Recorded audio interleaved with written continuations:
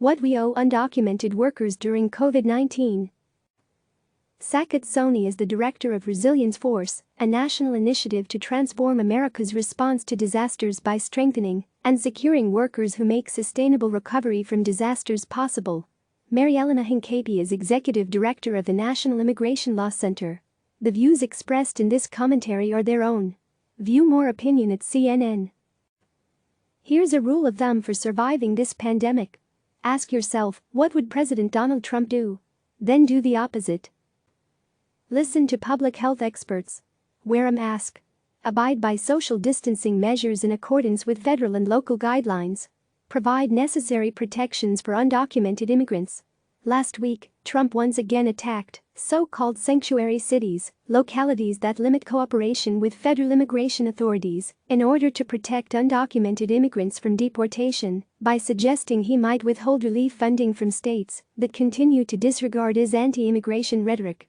He claimed that people are being protected that shouldn't be protected, essentially stating that undocumented immigrants, roughly 10.5 million people, according to Pew Research, should not be helped during this global pandemic. Threats like this are not just wrong, they are dangerously wrong.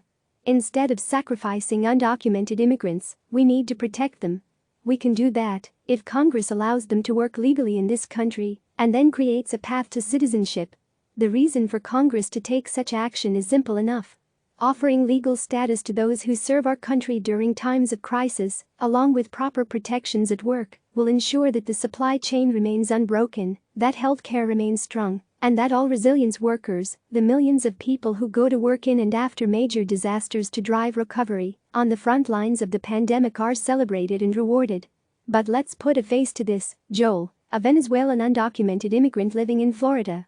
As a member of the Resilience Force, he has been a resilience worker for years, repairing communities after natural disasters. Most recently, he and his mother helped rebuild the Florida Panhandle after Hurricane Michael in 2018. Now, while awaiting a decision on an asylum application, Joel is delivering food through several apps. He likes the tips and pay, but he told us he worries about his safety. Joel says the apps do not supply him with gloves, masks or hand sanitizer, so he has had to use his own gear to protect himself. Undocumented immigrants like Joel are a significant portion of this labor force. In fact, without undocumented workers, many industries would immediately collapse. According to the Agriculture Department, half of the nation's crop hands on farms are undocumented, while the League of United Latin American Citizens estimates that 80% of the meat processing workforce is made up of undocumented workers or refugees. These workers need what they also deserve, the right to stay and keep working. But at the bare minimum, they need more than what they have gotten, which is close to nothing. Undocumented immigrants and their mixed status families have been cut out of nearly all the federal economic response to date. And undocumented workers who would like to stay home and help flatten the curve are unable to do so without risking financial ruin. There's good reason to take action now. After the immediate crisis, businesses across the nation will need these workers to continue working in resilience industries. Under current law, this would be challenging. Employers who want to hire or continue to hire workers must meet the mandates of the Immigration Reform and Control Act, an outdated law from the 1980s. The law prohibits employers from hiring workers without valid work authorization documents and applies even in times of national crisis. And though some employers have flouted this law before, they may be reticent now. The Trump administration has increased surveillance in this area. In fact, according to the Wall Street Journal, enforcement has quadrupled during Trump's time in office, making employers and employees fearful of facing steep fines or criminal prosecution. There is some precedent for providing these workers with protections and a path to citizenship. Former President Ronald Reagan agreed to legalize some immigrant farm workers in 1986, recognizing their importance to ensuring the country's food supply. But 1986 wasn't the only time America used the promise of immigration status or expedited citizenship to protect vital national interests and to meet national emergencies. People who serve in the military are eligible for expedited citizenship, while foreign nationals who serve as employees of the U.S. government, such as the Peace Corps and embassy staff, can become permanent residents after 15 years of service.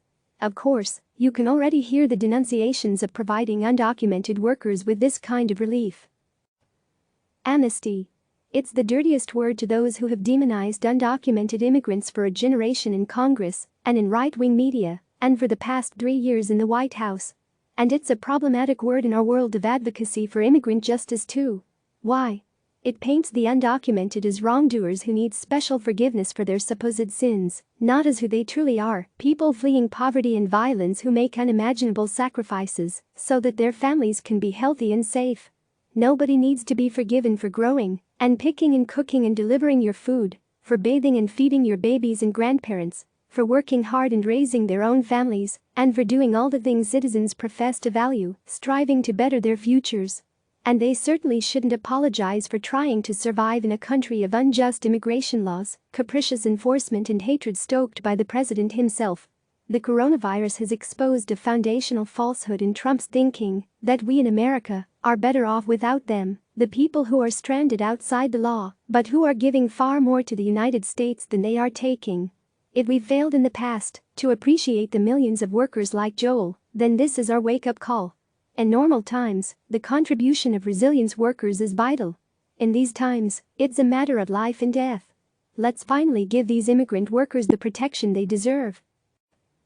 Click subscribe to receive the latest news.